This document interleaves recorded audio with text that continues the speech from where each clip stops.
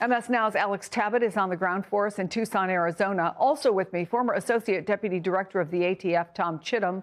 Mike King is a retired police commander and host of Gardens of Evil podcast. Alex, what's the latest we know at this point? Well, just a few minutes ago, Chris, we got an update from the FBI. They say that this morning, numerous FBI agents are conducting an extensive search along multiple roadways in the Catalina Foothills area related to the Nancy Guthrie investigation. The Catalina Foothills area is where Nancy Guthrie's home is located. It is an affluent area in the northeast of Tucson, and the properties are quite spread out. There's a deserty landscape in between each home, so there's really a lot of territory to comb through. Now, we also heard from the FBI Director Kash Patel, who struck a relatively optimistic tone about the progress of this investigation. I want you to hear what he had to say. We have made substantial progress in these last 36, 48 hours thanks to the technical capabilities of the FBI and our partnerships. And I do believe we are looking at people who, as we say, are persons of interest. But as you know, with any investigation, you are a person of interest until you're either eliminated or you're actually found to be the culprit or the culprits involved. And that's the stage we're at right now. And Chris, right now we are outside the Pima County Sheriff's Department. They just announced that they have no plans for a press conference today. It's been almost a week since they've held a press conference. Now, as you noted, they did pull over a man in a traffic stop just south of Tucson, searched through his home. We saw a heavy police presence in the Rio Rico town, the border town about an hour south of Tucson, but that ultimately ended up being a dead end. That man was released, but investigators are still optimistic about these new images that have come out, these 3 new videos, these 6 new photographs. They believe that they're giving identifiable markers for the public. Do you recognize a man with that very distinguishable jacket with that zipper? Do you recognize a man with that sort of gait? They believe that could lead to even more tips and hopefully catalyze this investigation. Chris? Alex, thank you for that. Mike, I want to play something we heard from the man who was detained last night. Until right now, all I know is that they show my in-law a picture of somebody wearing a mask or something, and they supposedly look like my eyes. Right. Okay. That's it. That's all I know. Okay. Jeez. How do you think they connected that? I don't know. Go ask them, bro. I mean, that would be the question, right? How do you connect enough pieces that you would at least go and check somebody out? Is it likely a combination of looking at the video and photographic evidence in addition to a tip? I mean, how would they come to the point? And I just want to note, again, for people who were listening, Kash Patel said people, which may lead to suggest that there was more than one person they were interested in looking at.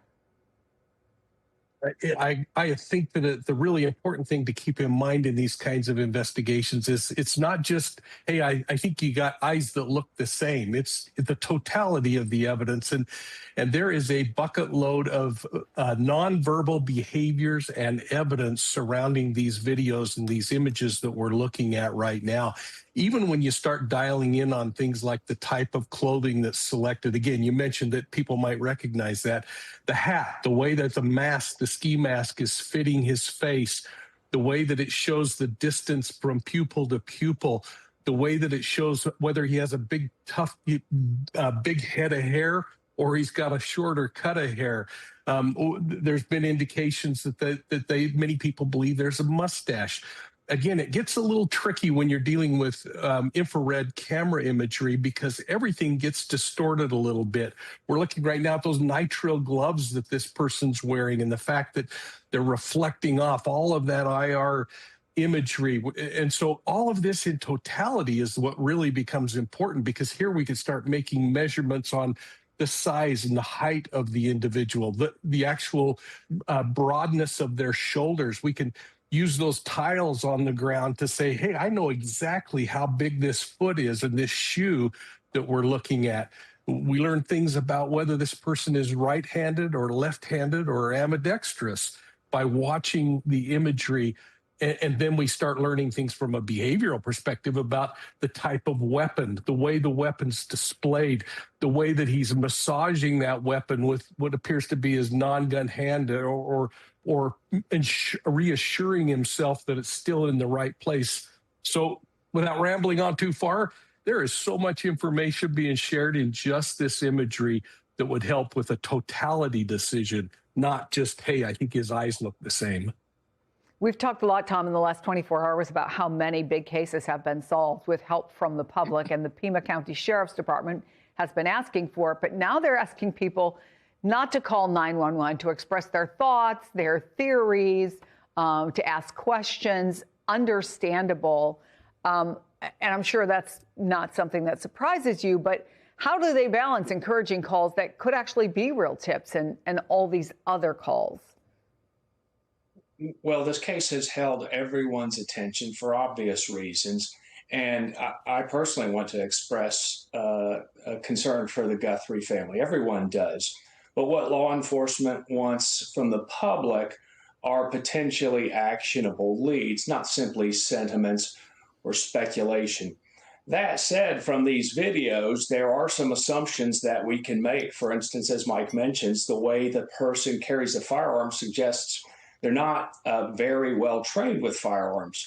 There appears to be a mismatch between the type of handgun carried in the holster and the holster itself. The holster appears to be a very inexpensive nylon holster. It's carried in an odd position.